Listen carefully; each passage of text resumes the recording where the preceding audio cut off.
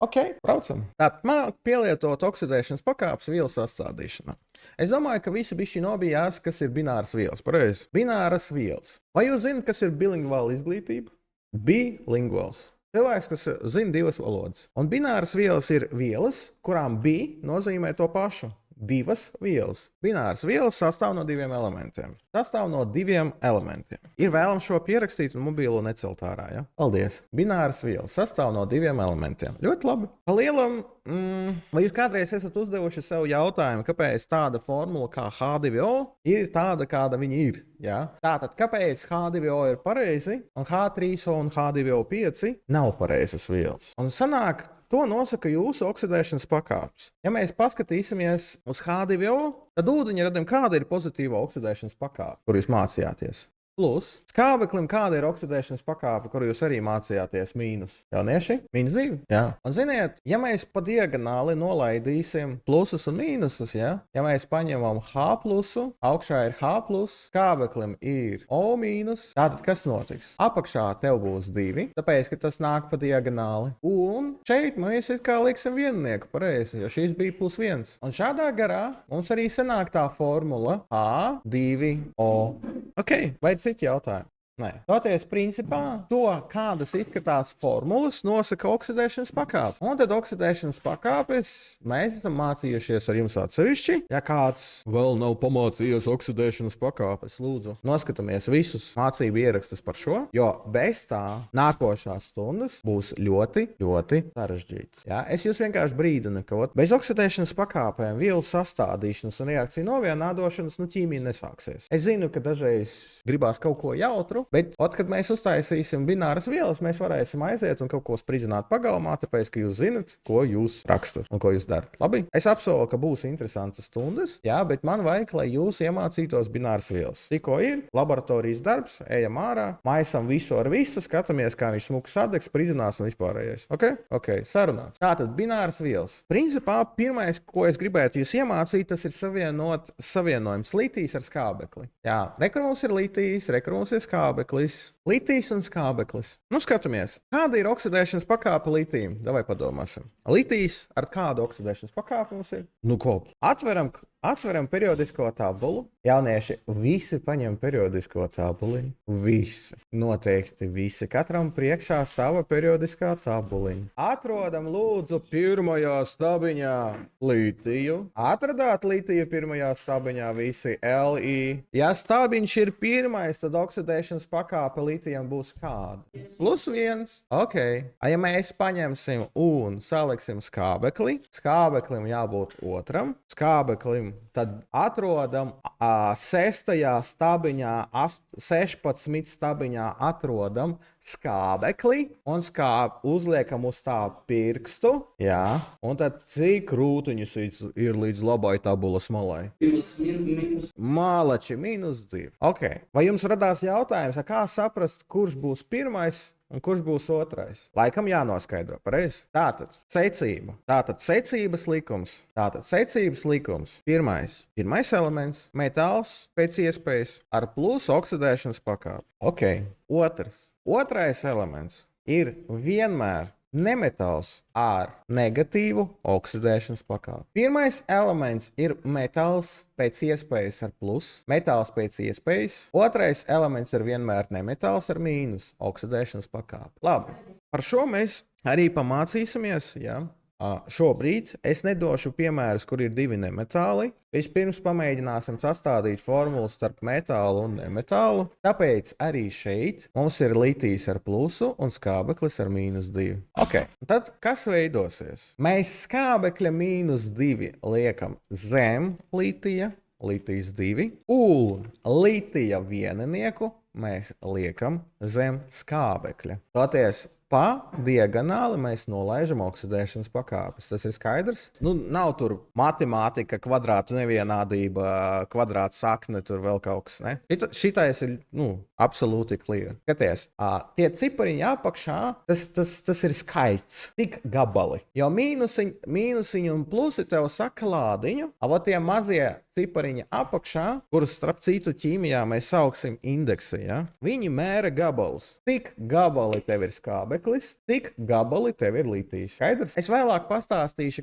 ko tas dot matemātiski, bet šobrīd mums vienkārši jāiemācās sastādīt formulas. Labi, bliežam tālāk. Rekur. Mums būs, es nezinu. Turpināsim. Mums ir alumīnijs plus skābeklis. Alumīnijs un O. Jā. Ja es negribu jūs mācīt, ka tās ir reakcijas. Nē, mēs vienkārši sastādām formulas. Kalcijs un O. Jā. Labi, jaunieši. Meklējam 13.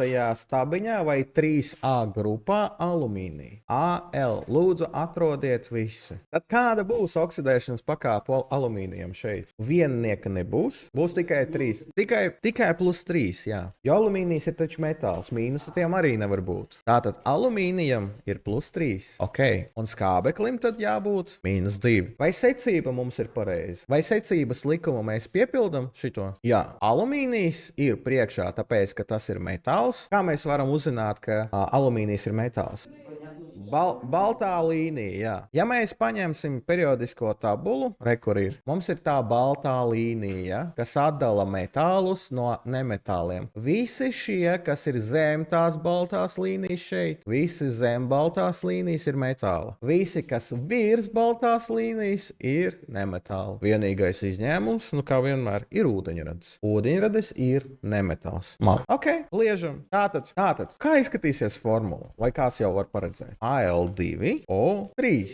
Alumīnijs 2, O3. Labi. Kalcijs plus 2, skābeklis -2. Ja? Kalcijs 2, O2. Vai visi nonāca līdz šī formulai? Okay. Ja jūs man bišķi apstādināt, ja es neesmu pieredzis mācīt 8. klasē, ja man oksidēšanas pakāpes viņas jau ir zemapziņā, mani var pamodināt naktī, un es atbildēšu kādam elementam, cik ir oksidēšanas pakāpes. Ja, ja es pāri stāstu, jūs droši sakat skolotāji piebramzē. Ja? Ok, šitais ir. Kas notiek? Redzat šito divnieku apakšā un šito divnieku apakšā. Ziniet, kā pareizi uztvērt šo? Tā ir attiecība. Ja mēs paņemsim, šito varat nezīmēt, es vienkārši paskaidrošu, kā tas strādā. Tātad jums ir kalcijs, jums ir skābeklis. Un šobrīd attiecības starp skābekli un kalciju ir 2:2. Ja? Ja mēs to pierakstīsim matemātiski, tad notiek šitā. Vai mēs varam vienkāršot to? Daļas vienkāršošana nozīmē to, ka mēs vienkārši izdalām gan augšu, gan apakšu ar 2, pareizi. Un tad vismazākā veselā attiecība šeit būs kas? 1:1. Tātad 1 un 1. Toties arī šeit, kad jūs saprotat, ka jūs varat vienkāršot, ja? Varat vienkāršot. Ja jūs varat, jūs to darat. Pareizā formula šeit būs kalcijs O. Ok. Es domāju, ka parādījās jautājumi. Kā un kāpēc? Kā un kāpēc? Tie mazie cipariņi, kas ir apakšā, ja, jaunieši, viņi norāda veselu attiecību. Jo principā, kad mēs iedomājamies par atomiem, mēs domājam par to, ka tas ir bumbiņa. Ja? Mēs nevaram paņemt pusi no bumbiņas, pareizi? Nevaram. Tāpēc indeksiņi, jeb cipariņa apakšā šeit vienmēr būs veseli skaitļi. Jūs nevarat paņemt atomu ar pusi. Ja? Šitā nedrīkst darīt. Ja? Jūs varat nokrāsot, ka šitais atoms, nezinu, mums ir nātrijs, šitais atoms un mums ir chlors. Ja? Un tad, kas notiek? Uz vienu plusu mums ir viens mīnus, pareizi. Un šādā te garā mums arī veidojas tie savienojumi. Viņi vienkārši salīv kopā. Ja? Okay. To mēs arī mēģinam dabūt. Netaisam pusi no atoma, ja? Un es domāju, ka mums viss labi sanāks. Tātad magnīs un chlors. Magnīs un chlors. Ok. Davai atradīsim magniju. Kur atrodas magnīs? Otrajā stabiņā. Lūdzu, visi atrodiet magniju. Jā, magnīs plus 2. Nekas, kļūdīties var katrs, un tas ir labi, jo ziniet, kādu dzīves moto es šobrīd esmu izdomājis. Kļūdīties un uzzināt patiesību ir labāk nekā nekad nemēģināt. Jo ļoti daudzi skolēni, ļoti daudzi pieaugušie cilvēki, viņi vienkārši padodās. Kaut kas nesanāk, un viņi saka, es neesmu tāds, man tas nepadosies, ja? Bet īstenībā, es zinu, ka kļūdīties ir ļoti sāpīgi un ļoti baigi. bail, bet labāk mēģināt un kļūdīties, nekā nemēģināt un neko nesasniegt. Ja? Un līdz ar to šeit es katru reizi atgādinu, nu, ja tu kļūdījies un magnijam nav +1, nekas, paskaties, kur atrodas magnijs. Jo tāpēc mēs arī mācījāmies strādāt ar periodisko tabulu, ja? Kur tas magnijs atrodas. Okay. Tātad, un tad kā veidosies magnija chlorīda formula, jaunieši? Magnijs Cl2. Ja? Ja tas divnieks vienkārši aizies zem chlora. Labi, jaunieši. Pamēģiniet divus piemērus pastāvīgi. Ja man jāiedod jums arī iespēja patrenēt to, ko jūs klausaties. Ja, diemžēl ķīmija ir tāda zinātne, kur skatīties var ļoti ilgi, bet kamēr tu pats to nedari, nesanāk vienkārši. Nu labi, it kā lielākā daļa tiek galā. Nu davai, tad skatāmies jaunieši. Jaunieši skatāmies uz tāfeles, nevis uz fizikas skolotāju. Es zinu, viņi ir ļoti skaisti, bet tāfeli ir šeit. Davai. Tātad alumīnijs mums stāv kurā grupā? Alumīnijs grupa numur 3. Meklējam alumīniju 3, +3 alumīnijs ir +3. Meklējam chloru. Chlors mums ir kas? Mīnus. Alumīnijs +3 un chlors mīnus. Un tad mēs vienkārši šo trīnieku, jaunieši, meitenītes, no 8. klasīta, nevajag runāt. Tātad trīnieciņš nāk zem chlora, ja? Trīnieciņš nāk šeit zem chlora, un gatavs. Viss formula ir gatava. Un tad pēdējā, ko mēs pārbaudām, ir kālijs. Kālijs ar plusu, chlors ar mīnusu, un veidojas kālijs chlors. Nu, vot. Tik tālu skaidrs. Nu, vot. Būs neliels mājas darbs patrenēties šim, ja? Un šis video paliek jums kā atbalsts. Un tad nākošajā stundā par šo parunāsim.